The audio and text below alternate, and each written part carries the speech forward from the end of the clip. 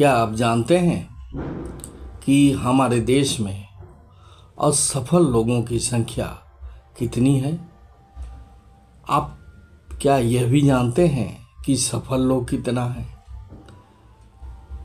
मेरे अनुमान से लगभग 95% लोग असफल हैं और मात्र 5% लोग ही सफल हुए हैं। इसका कारण है कि कुछ लोग किसी काम को शुरू तो कर देते हैं, लेकिन उनमें इतना धैर्य नहीं होता कि वह काम को खत्म कर सके, जिसके कारण उन्हें परिणाम नहीं मिलता। कुछ ही लोग हैं जो अपने काम को पूरा करते हैं, अंत तक उस चीज को करते हैं। मुकाम तक पहुंचने के बाद आपका विश्वास दुगुना हो जाएगा, लेकिन ऐसा लोग करते ही नहीं, बीच रास्ते से लौट जाते हैं। आपके अंदर एक ऐसा भावना जागृत होगी, अगर आप मंजिल तक पहुंच गए तो, जो यह कहेगा कि अगर तुम यह कर सकते हो तो कुछ भी कर सकते हो।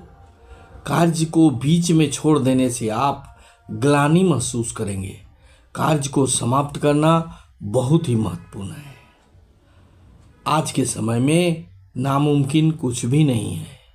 कोई भी लक्ष्य आपके सोच से बड़ा नहीं है। अगर आप में आत्मविश्वास की शक्ति है तो किसी भी तरह की बाधा को आप पार कर सकते हैं। आप बड़े से बड़े लक्ष्य को हासिल कर सकते हैं। जिंदगी में मुसीबतों का आना तो निश्चित है, स्वाभाविक है, लेकिन धैर्य और कर्मठता से इंसान मुसीबतों से भी आगे निकल सकता है।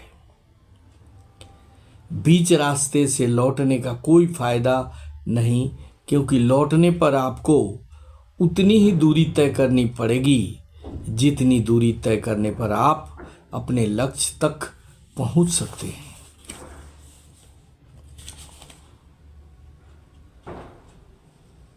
समय बहुत महत्वपूर्ण होता है। समय एक आयाम है जिसके परिप्रेक्ष्य में आप चीजों को समझ सकते हैं, जैसे लंबाई, चौड़ाई, ऊंचाई, 3 आयाम, जिसके परिप्रेक्ष्य में आप देखते हैं। अब सरल सामान्य भाषा में समझ सकते हैं, जैसे कोई पैदा हुए, फिर बड़े होंगे, फिर शरीर का बढ़ना रुकेगा, फिर कमज़ोर होगा, फिर मरेंगे। तो आपने क्या किया? पैदा होने से ख़त्म होने को गुजरते हुए देखा। आपके लिए समय एक परिप्रेक्ष्य का काम कर रहा है, यानी हर चीज़ परिवर्तित हो रही है।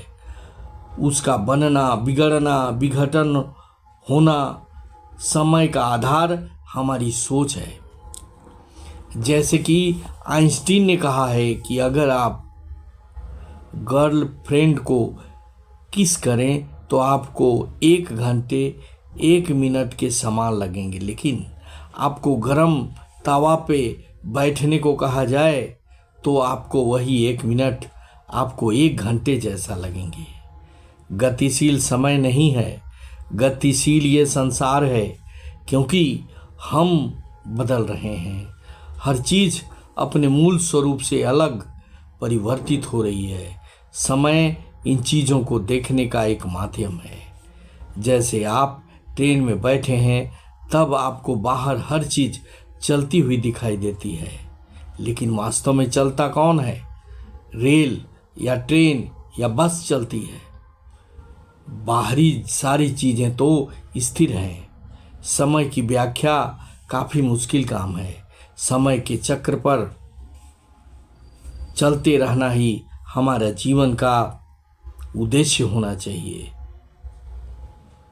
एक कल जो बीत चुका है, आज बीतने वाला है और कल फिर आने वाला है। दिक्कत हमारे पर यही होती है कि हम सोचते हैं, हमें यह लगता है कि हमारे पास समय बहुत है, लेकिन समय तो गुजरता जाता है और जब समय निकल जाता है तब पछताने के सिवा और हमें कुछ नहीं मिलता। आज सब कुछ बदल चुका है, हमारे काम करने का तरीका, हमारा घर, हमारी सड़कें, हमारे जीवन, हर चीज़ बदल चुका है। आप आज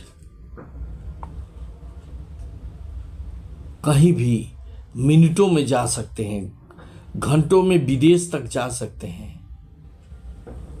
आप समय को तो नहीं बढ़ा सकते, लेकिन जो समय आपके पास है उसका उपयोग करके हम अपने मंजिल को अवश्य प्राप्त कर सकते हैं। समय को बढ़ाया नहीं जा सकता, ऐसा सोचना गलत है। अगर हम चाहें तो हमारा समय भी बदल सकता है, बढ़ सकता है। हम समय को खरीद सकते हैं। अगर हम किसी काम को अकेले करेंगे तो उसमें बहुत सारा समय हमारा चला जाएगा।